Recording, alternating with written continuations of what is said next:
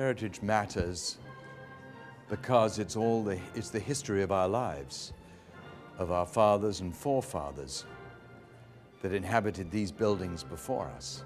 Heritage is what we are. It's the essence of what we are.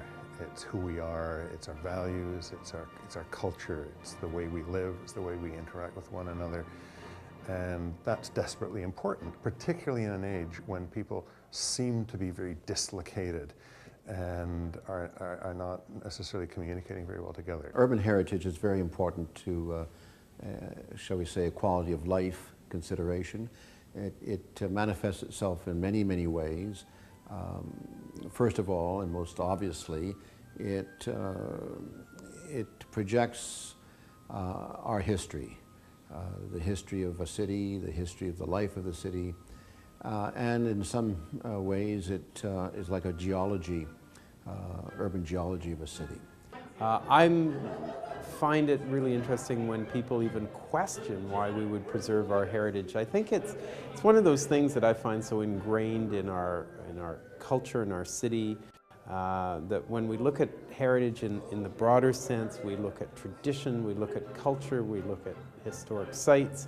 I think it's important, obviously, in terms of celebrating cities and families, shall we say, legacies. The opposite is a good way of describing the importance of heritage, and that is to look at suburban matchbox developments across the landscape without any reference to the past, any reference to history, any reference to the evolution of good architecture or architecturally generally.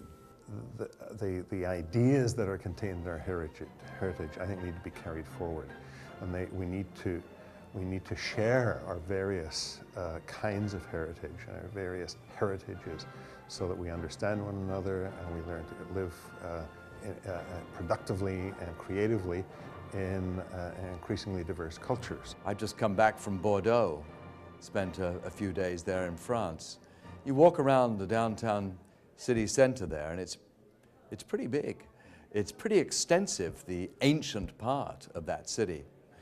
And if people hadn't been diligent in preserving that city, it would just look like every other city and brand new city center, which for the most part all look like a giant shopping mall.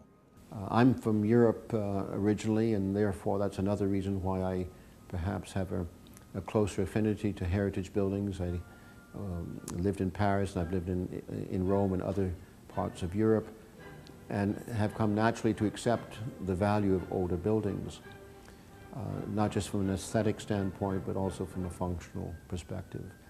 I think we've seen many cities who have paid no attention to preserving their heritage, and we see the end result is you kind of sterilize it, clean it up, and you lose the interest that certainly I would like to see retained within the fabric of our very rapidly developing city. I enjoy, particularly in the Vancouver context, an environment that can only be, in effect, provided through the presence of a heritage building.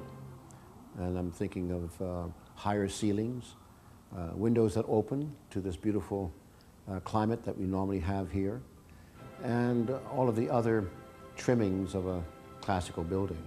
Places where people have gathered and people have told their stories over many, many, many generations are really important places because they are informed by those generations of people.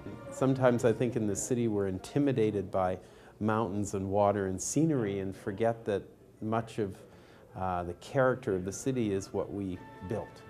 We need to create a balance between preserving our heritage and by carrying forward the results of that heritage into a new society. I think we still have a ways to go. I don't want to sound as if we are necessarily entirely free of the fear or the unfortunate accidents that occur with respect to the removal of heritage buildings, but I think that Vancouver is on the cutting edge of having set up the right policies and the right attitudes to not only preserve but to celebrate that which has been retained over the years. Well, I think in our society we're increasingly isolated. We're watching our televisions, we're on our computers, we're not socializing enough, we're not discussing ideas face to face enough. That's what the arts do. They bring us together, they discuss ideas. We have to have content to fill the spaces, so therefore it's not enough simply to preserve the physical heritage. We need to enable those who are creating the new heritage to do it. So that means we need to make it possible for artists to do their work. We need to make it possible for them to be able to live here. We need spaces in which the artists can engage in a conversation with their audiences. And we need places where people like to gather. But for here in Vancouver, we need a model for that. And how that is done, people good business brains need to line up and figure that out. People feel somewhat helpless in a time when change is occurring so rapidly that we just see buildings being torn down, we see things happening, and we may not even know what's going to happen, and we feel somewhat helpless in the face of rapid change and forces we think are beyond our control. But there are things we can do. There's many things we can do, and I think one of those things is to stand behind things that we believe strongly in. So Vancouver has, I think, the need to be on its guard in respect to preserving even so-called recently completed buildings. You may have heard that, for example, because of the strike, two buildings that might not have been demolished because the right people weren't around to stop it, perhaps, but one of the buildings at the southeast corner of Georgia and Richards was a relatively contemporary building. It was originally built as a showroom for cars, but it had some rather unique design qualities to it. In the absence of the strike, it's quite likely that that building might have been preserved.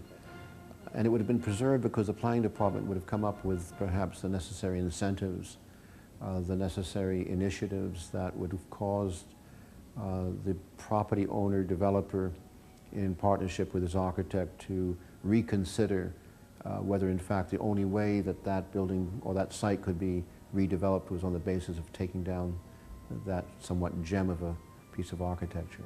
I think it's great to have conversations, and conversations are happening, but the conversations need to lead to actual action. And that's what I like to see. I'd like to see a bunch of us now getting together from all the sectors of the community, getting together and identifying real things that we can do to demonstrate to the community that it works and that we can work together to achieve something concrete. For a city, at least of its size, we are arguably the youngest city in North America. And yet, despite that, we have taken on a very, I think, enviable attitude towards heritageness. Heritage sites don't preserve themselves. They need investment, they need owners, they need uses. We need to tell our politicians what we think, we need to work with them, and we also need to educate and make people aware of the importance of heritage in the long run. Look what the National Trust has done in England by preserving the old buildings, estates all over the land. I think it's important for the public to be continuously involved in the role of understanding the importance of heritage and heritageness, if you like, and to participate with the so-called professionals in trying to develop a balanced criteria by which you can select that which should be retained as opposed to that which perhaps has very little merit. And I'm struck as I see many sites being demolished at this point in time, how fast they can go and how easy it is to forget what was even there. And I sense that many people are beginning to actually really treasure what is left of our historic fabric and really understand that there are things that we need to keep.